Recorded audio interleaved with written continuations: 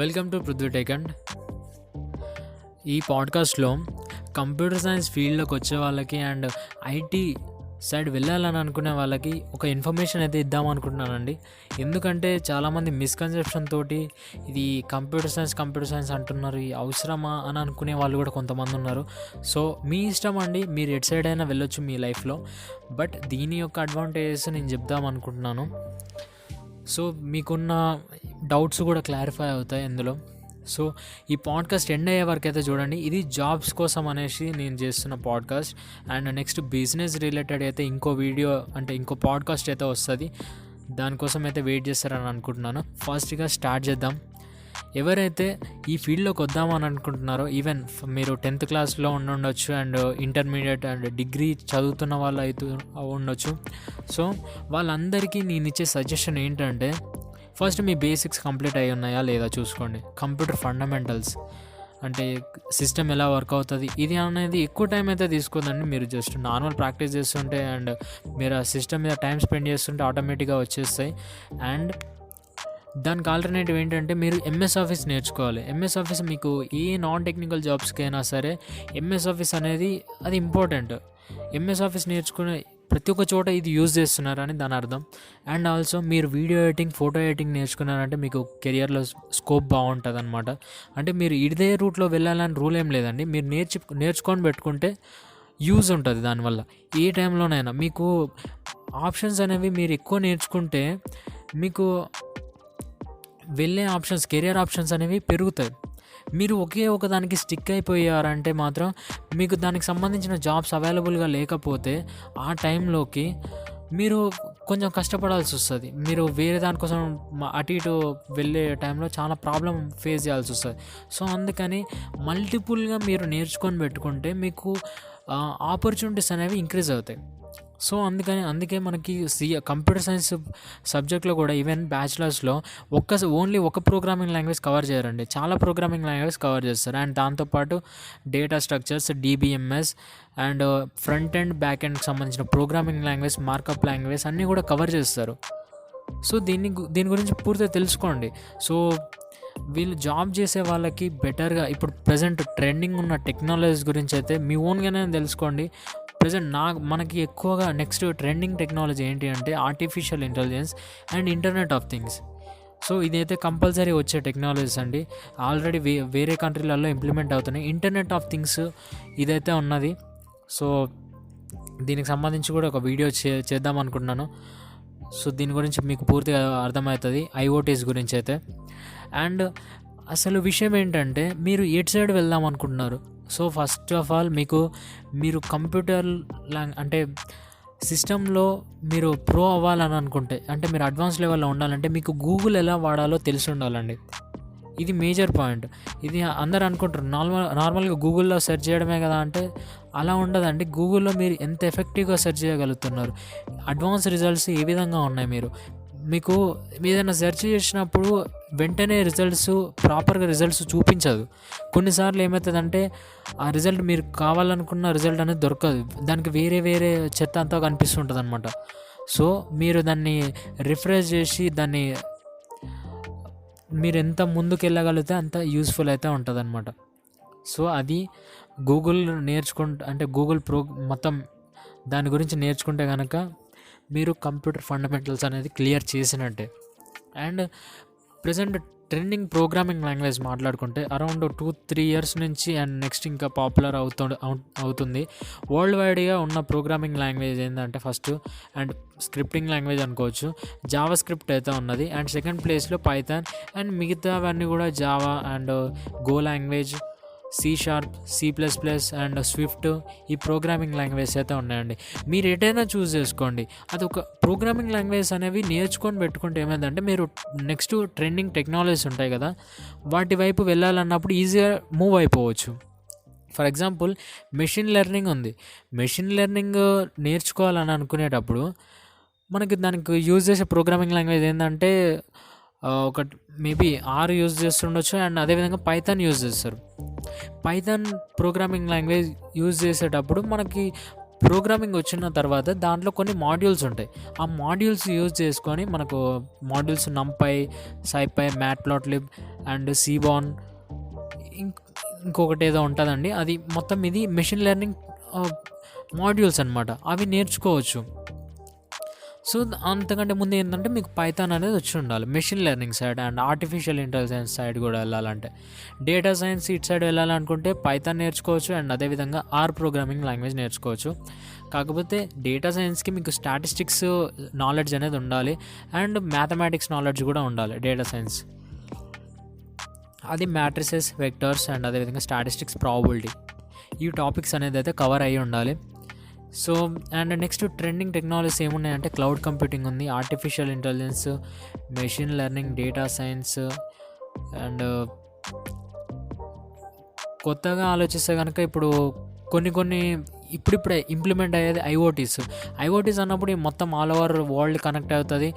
దాన్ని ఎలా మెయింటైన్ చేయాలో తెలిసి ఉండాలి. నెక్స్ట్ కొన్ని టెక్నాలజీస్ ఉన్నాయండి, డెవాప్స్ అని ఉంది. వీటిలో లినక్స్ అడ్మినిస్ట్రేషన్, విండోస్ అడ్మినిస్ట్రేషన్ ఇవన్నీ ఉంటాయి అన్నమాట. సో ఇవన్నీ ఇంక్రీజ్ అవుతున్నప్పుడు దీనికి లూప్ హోల్స్ కూడా ఉంటుంటాయి. ఇవన్నీ హైడ్ చేయాలంటే, సెక్యూరిటీ ప్రొవైడ్ చేయాలంటే సైబర్ సెక్యూరిటీ ఉండాల్సిందే. ఇది చాలా ట్రెండింగ్ టెక్నాలజీ. అంటే ఎక్కువ మంది రావడం లేదు ఈ ఫీల్డ్లోకి. అండ్ ఎందుకంటే ఇది కొంచెం టఫెస్ట్ ఫీల్డ్ అనమాట సైబర్ సెక్యూరిటీ అనేది. ప్రీవియస్ వీడియోలోనే చెప్పాం ఇది ఆ పాడ్కాస్ట్లో. సో అయితే మీరు ఎలాంటి సైడ్ వెళ్ళాలన్నా కానీ ఫండమెంటల్స్ క్లియర్ చేసుకొని మీరు మల్టిపుల్ ఆపర్చునిటీస్ కవర్ చేసుకుంటూ ఉండాలన్నమాట. ప్రోగ్రామింగ్ అనేది నేర్చుకునే విధానంలో నేను ఫాలో అయినవి ఏంటంటే, నేను మల్టిపుల్ అటు ఇటు షిఫ్ట్ అయ్యానండి. చాలా ప్రాబ్లమ్స్ అయ్యాయి, ఏది కరెక్ట్గా కాన్సన్ట్రేట్ చేయలేదు. సో బేసిక్స్ అనేవి అయితే క్లియర్ అయిపోయినాయి, బట్ అడ్వాన్స్ లెవెల్కి వెళ్ళలేదు. సో అందుకని మీకేం చెప్తున్నానంటే, మీకు ఒక ప్రోగ్రామింగ్ లాంగ్వేజ్ చూస్ చేసుకోండి, అది కంప్లీట్ చేయండి. ఒకటి కంప్లీట్ చేసిన తర్వాత మీకు మిగతా అనేవి ఆటోమేటిక్గా మీకు ఫస్ట్ దానికి తీసుకున్నంత టైం అయితే తీసుకోదు, మీకు ఈజీగా కంప్లీట్ చేయొచ్చు ఇది. సో చాలా ప్రోగ్రామింగ్ లాంగ్వేజ్ విషయానికి వస్తే మీరు ఎటు సైడ్ ఆలోచిస్తున్నారా అన్నదాన్ని బట్టి ఉంటుంది. మీరు ఆండ్రాయిడ్ డెవలపర్ అవ్వాలనుకున్నారా, ఐఓఎస్ డెవలపర్ అవ్వాలనుకున్నారా, లేదా వెబ్ డెవలపర్ అవ్వాలనుకున్నారా, వెబ్సైట్ బ్యాక్ ఎండ్ సైడ్ ఉండాలని అనుకుంటున్నారా, అన్నిటి మీద డిపెండ్ అయి ఉంటుంది అనమాట. సో ఇఫ్ ఇన్ కేస్ మీరు ఆండ్రాయిడ్ డెవలపర్ అవ్వాలని అనుకుంటే మీరు నేర్చుకోవాల్సిన programming languages Java, Kotlin and దానికి మార్కప్ లాంగ్వేజ్ XML వాడుతుంటారు. సో ఇవి నేర్చుకుంటే సరిపోతుంది. అండ్ ఇఫ్ ఇన్ కేస్ మీరు ఐఓఎస్ డెవలపర్ అవ్వాలని అనుకుంటే స్విఫ్ట్ ప్రోగ్రామింగ్ లాంగ్వేజ్ నేర్చుకోండి. దీనికి ఆల్టర్నేటివ్ ఏముంటుందంటే ఆబ్జెక్టివ్-C ఉంది, బట్ అది ఓల్డ్ ఉండే. ఆబ్జెక్టివ్-C అనేది ఇంతకుముందు వాడేటోళ్ళు, బట్ ఇప్పుడు కొత్త ట్రెండ్ అనేది స్విఫ్ట్ మీదకి వచ్చింది కాబట్టి స్విఫ్ట్ అనేది మీరు నేర్చుకోండి ఐఓఎస్ సైడ్ వెళ్ళాలని అనుకుంటే.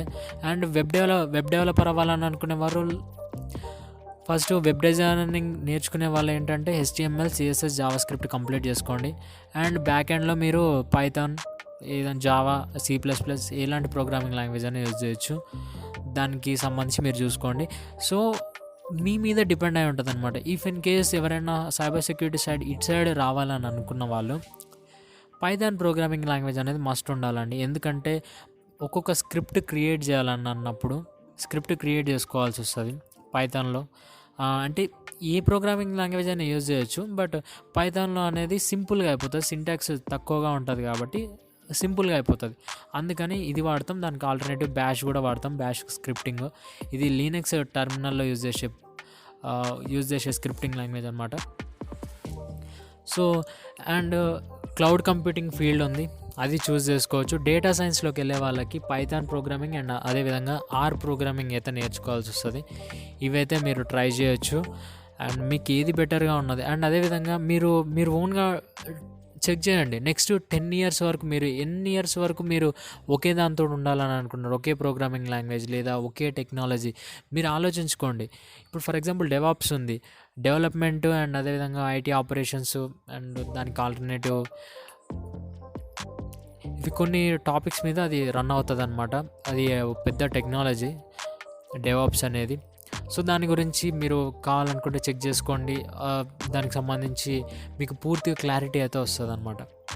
సో మీరు ఏది ట్రై చేసినా కానీ స్టార్టింగ్ టు ఎండింగ్ అనేది మీరు క్లియర్ కట్గా ఉంచుకోండి. ఆపర్చునిటీస్ పెంచుకోండి. మీకు ఎన్ని ఆపర్చునిటీస్ మీరు పెంచుకోగలిగితే మీరు అదే టైంకి మీకు ఒక జాబ్ అనేది అవైలబుల్గా లేదన్నప్పుడు మీరు ఇంకో సైడ్ షిఫ్ట్ అవ్వచ్చు. సో నేను చెప్పిన టెక్నాలజీ కాకుండా ఇంకా చాలా ఉన్నాయి, అసలు చెప్పలేనన్ని కూడా చాలా ఉన్నాయి. ఒక్కొక్క కంపెనీకి సంబంధించి వాళ్ళు యూజ్ చేసుకునే విధానం అనేది ఉంటుంది. ఇది అన్నీ కూడా నేను చెప్పేది జాబ్స్ సైడ్ ఆలోచించే వాళ్ళకి. బిజినెస్ సైడ్ ఆలోచించే వాళ్ళకి నేను ఇంకో పాడ్కాస్ట్ అయితే చేస్తాను, దాంట్లో దానికి సంబంధించిన ఇన్ఫర్మేషన్ ఇస్తాను. జాబ్స్ చేసే వాళ్ళకైతే ఇది అండి ఇన్ఫర్మేషన్. అండ్ మీ బేసిక్స్ కంప్లీట్గా ఉంచుకోండి.